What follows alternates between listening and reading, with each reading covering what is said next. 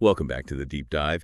Today we are strapping in for a fascinating and honestly a surprisingly brutal exploration of some classic German folklore. We are. We're looking at excerpts from the tale. Der Reise und der arme Bruder und der Berg Semsi.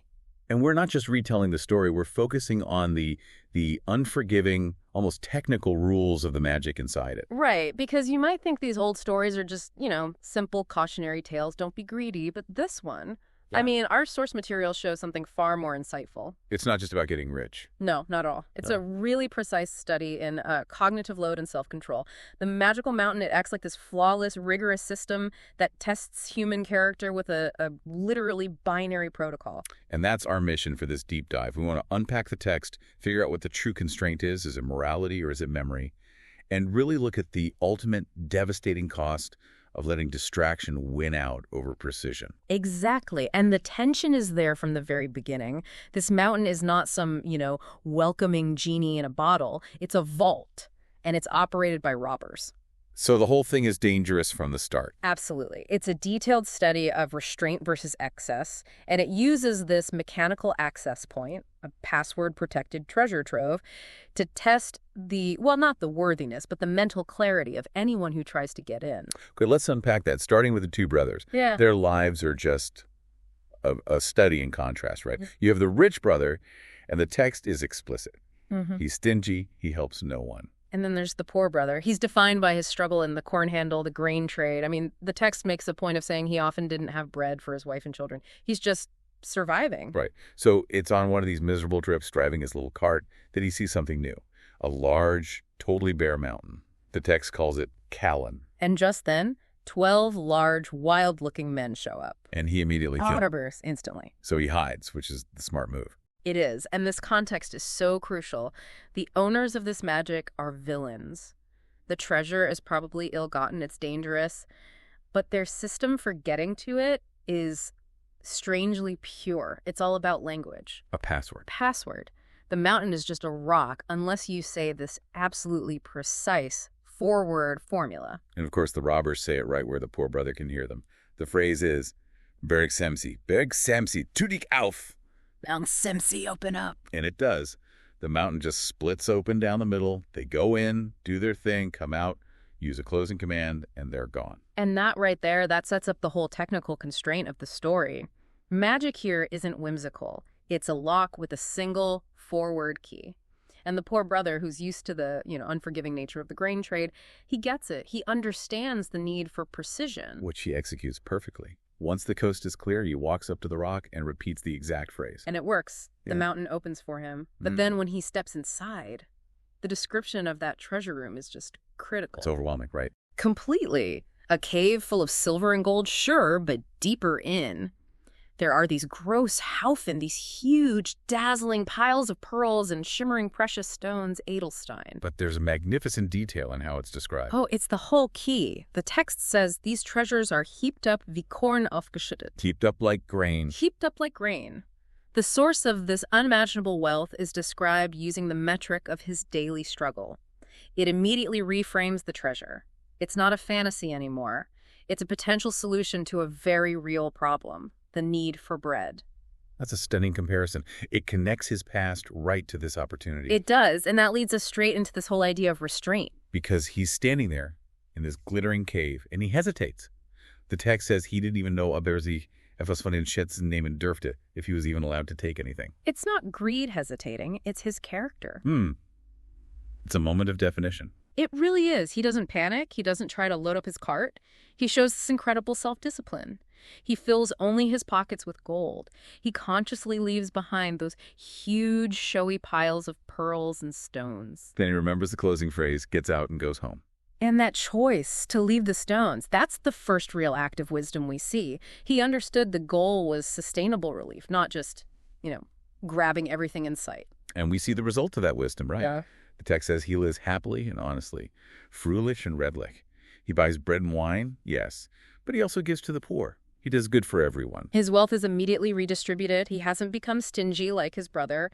He sees this as a way to restore balance in his life and his community, not a license for unlimited indulgence. So this is where that detail about the shuffle comes in. Yes, so important. When his first batch of money runs low, he goes back. But again, he only takes what he needs. He goes to his rich brother and borrows a shekel, a bushel measure, to measure out his new supply of gold. He does this twice. But why the measure? Why is that so critical? Why not just scoop some up? Because the shekel is the tool for measuring grain. It's the symbol of his old life, of subsistence. By using it to measure gold, he's literally treating this magical treasure like a ration, a commodity. He's imposing his own limits. Exactly. He's managing it. He's treating the gold like a resource, not some endless fantasy. He refuses to touch the big treasure piles. He just takes his measured amount. So he values the knowledge, the access, more than a single huge haul. Yes. And that disciplined behavior is precisely what starts to drive his rich brother crazy. Let's pivot to him. He's been seeing his brother's new life, his improved household, and he is just sick with envy. Knightish. He can't figure out where this steady, measured wealth is coming from. And it's not about his own lack. He's already rich. It's about control. He needs to know the source of his brother's power. So he comes up with a pretty dirty little scheme. The third time the poor brother borrows the measure, the rich brother secretly coats the bottom with pitch. Picks? And of course, when the measure comes back, there it is. A single gold coin stuck to the bottom. Busted. That one coin is all the proof he needs. The confrontation is quick. It's harsh. He demands to know what his brother is measuring, and he threatens to take him to court by Garrick Verklagen if he doesn't tell him everything. And under that threat, the poor brother confesses. He tells him the whole story. But the rich brother doesn't hear a cautionary tale about restraint. He hears an opportunity that he thinks he can optimize. He can do it better. Right. His whole motivation is to use the opportunity better and bring back completely different treasures. And that phrase, use the opportunity better, is the ultimate red flag.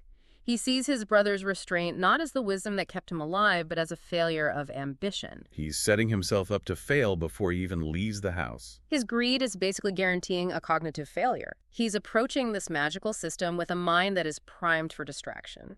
Which brings us to the fatal lapse of memory. The rich brother gets to the mountain. He's still calm enough at this point to remember the opening phrase. Berg Semsi, tu dig auf. He gets in. That initial success, it confirms his brother's story, but it also seals his fate. The text is very clear here. Once he's inside, he spends way too long just deciding which treasure to grab first. He's paralyzed by choice. Totally. Cognitively overwhelmed. The internal noise, the desire for the objects, it's drowning out the external protocol he needs to remember. And he finally abandons the gold his brother used for, sustenance and loads up as many precious stones as he could carry. The purely decorative, high-value, high-distraction items, and here it is, the consequence. When he tries to leave, the text says his heart and mind were Herz und Sinn ganz voll von den Schätzen waren. His mind was literally full. Overloaded. It's a perfect metaphor for cognitive overload. The clarity he needed for that 4-word key is just gone, consumed by the weight of what he's trying to carry. And the fatal error is so small, it's a tiny linguistic slip. Instead of Semsi, he cries out, Berg Semeli, tu die Schauf. Semeli instead of Simsi. Just one vowel change. But for this rigid, magical system, it's an unforgivable error. It's binary. Semsi works. Simile fails. The mountain stays sealed, and the more he panics and tries the wrong word, the more confused his thoughts become. The failure isn't physical, it's intellectual. Precisely. The poor brother proved the magic works for the honest user, but the rich brother proves it only works for the mentally disciplined user. And as evening comes, the owners, the 12 wild men, they arrive. They use the correct command, the mountain opens, and they find him, trapped inside with his useless pile of glittering stones, and their reaction is chilling. They laugh at him. They laugh, they call him a Vogel, a fool, a bird, and then they reveal they knew someone had been inside twice before but had gotten away. Wow. So the implication is that they allowed the poor brother's escapes because he followed the rules. He was operating within their system correctly. Yeah. But the rich brother broke the ultimate rule, cognitive clarity. And then they deliver the verdict. Zum dritten Mal sollst du nicht wieder heraus. The third time you shall not get out again. His desperation is total. He tries to blame his brother. It wasn't me, it was my brother. But it's meaningless. Yeah. The begging, the explanations, they don't care. They ignore him and they cut off his head. The consequence is immediate, physical, and brutal. And it's directly linked to his intellectual failure. It's the ultimate irony, really. The very wealth he wanted, those precious stones, they became the physical and cognitive weight that made him lose the one thing he needed to survive. That simple, precise piece of knowledge. Yeah. I think what stands out most is that the tale suggests the poor brother understood that the goal was sustainable living, and that required mental clarity, not just grabbing everything. While the rich brother found his knowledge was literally consumed by the treasure itself. He valued the memory of the password over the instantaneous satisfaction of the biggest prize. He prioritized the intellectual tool that gives you recurring access over the material burden that prevents any access. The mountain only rewards the disciplined mind. So in this powerful tale of magical wealth and brutal consequence, the source material forces you to consider a pretty fascinating modern idea. Yeah. Knowledge, that precise forward password, was infinitely more valuable than all the treasure in the mountain. The rich brother lost that vital knowledge because he focused entirely on the quantity of the prize, letting that desire for accumulation just overload his mind. Could this tale suggest that the true, unforgiving villainy here isn't the robbers themselves, but the absolute binary precision of a system that punishes cognitive distraction so severely? That's something to mull over the next time you feel your own mind being overwhelmed by too many glittering priorities.